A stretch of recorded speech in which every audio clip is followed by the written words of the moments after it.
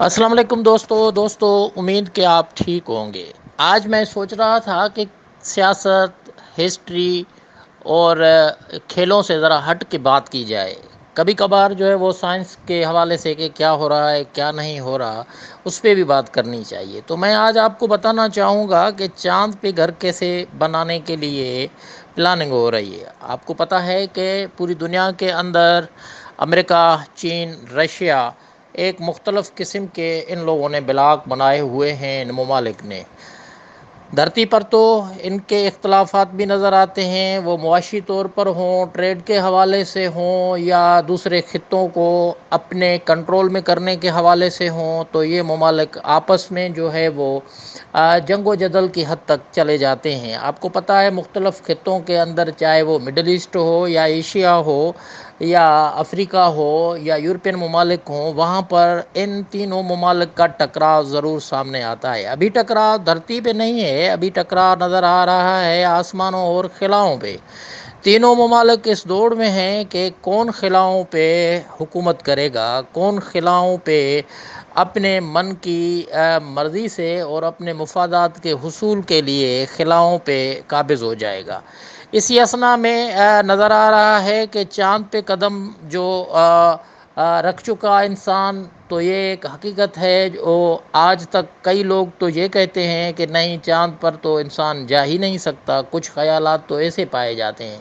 لیکن دنیا کے اندر جو سمجھدار، پڑھے لکھے اور جاننے والے لوگ ہیں، وہ جانتے ہیں کہ سائنس نے بڑی ترقی کی ہے، اور وہ یہ چیزیں کوئی بڑی بات نہیں ہے کہ انسان جو ہے وہ خلاؤں پہ اور چاند پہ، آسمانوں پہ سفر کر رہا ہے اور کرتا رہے گا۔ تو پڑھے لکھے لوگوں کا یہی ماننا اور یہی کہنا ہے۔ ابھی جو دوڑ ہے وہ ہے چاند پر انسانی بستیاں تعمیر کرنے کی دوڑ ہے۔ اس دوڑ میں اسلحہ ساز امریکی کمپنی ہے جس نے چاند پر انسانی بستیاں تعمیر کرنے کا کانٹریکٹ اپنے نام کر لیا ہے۔ نورتھروپ گرومن گروپ کمپنی نے ناسا کے ساتھ $935 ملین کا معاہدہ کیا ہے۔ اس معاہدے کے تحت کمپنی چاند کی مدار میں گھر تعمیر کرے گی۔ جیسے ہی یہ خبر نکلی وہاں سے کہ امریکن کمپنی نے ناسا کے ساتھ ایک معاہدہ کیا ہے، ویسے ہی چین بھی اس بھاگ دوڑ میں نکل پڑا ہے۔ چین بھی چاند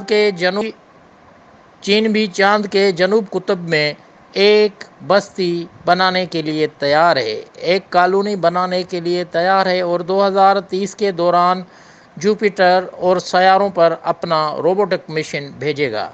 یہ چین کی سرگرمیاں وہاں پر نظر آ رہی ہیں۔ تو تیسری طرف ہم دیکھتے ہیں کہ رواں سال مارچ مہینے میں چین اور رشیا مشترکہ خلائی اسٹیشن بنانے کا بھی فیصلہ ہو چکا ہے۔ دونوں ممالک یعنی روس اور چائنا خلا میں خلائی اسٹیشن بنائیں گے جو ان کی مشترکہ ہوگی، اور چین اور روس خلا میں امریکہ کے مد مقابل آنے کے لیے دوسرے اور تیسرے ملک کے طور پر سامنے آ رہے ہیں۔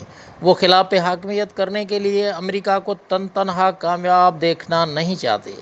ساتھ ہی یہ بھی یاد رہے کہ روس نے 1900 دور میں پہلی بار خلا میں ایک مشن بھیجا تھا، جس کے بعد چاند اور مریخ کے منصوبوں کے حوالے سے امریکہ اور چین سے تھوڑا سا گیپ آنے پہ پیچھے رہ گیا تھا، مگر اب وہ اس خلا کو پورا اور پر کرنا چاہتا ہے۔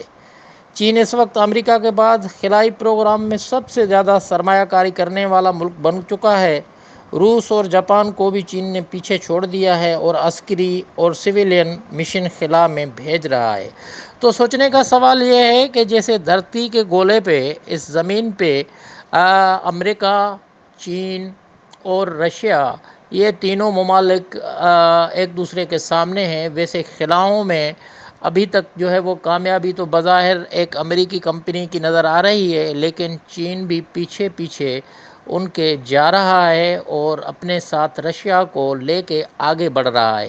تو انسانیاں بستیاں چاند پہ تعمیر ہو سکیں گی، انسان وہاں پر رہ سکیں گے، اور انسان کیا دھرتی جیسا ماحول چاند پہ بنا پائیں گے؟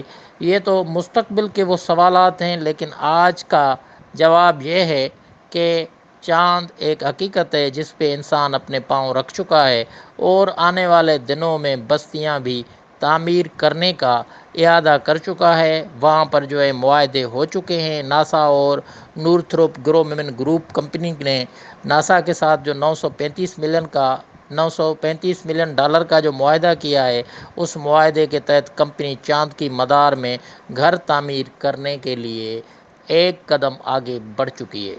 دوستو، کہنے کا مقصد یہ ہے کہ ابھی جو ہے وہ بھاگ دوڑ زمین پہ تو ہو چکی، ابھی خلاؤں اور آسمانوں کی باری ہے۔ تو ادھر ابھی دیکھنا یہ ہے کہ کون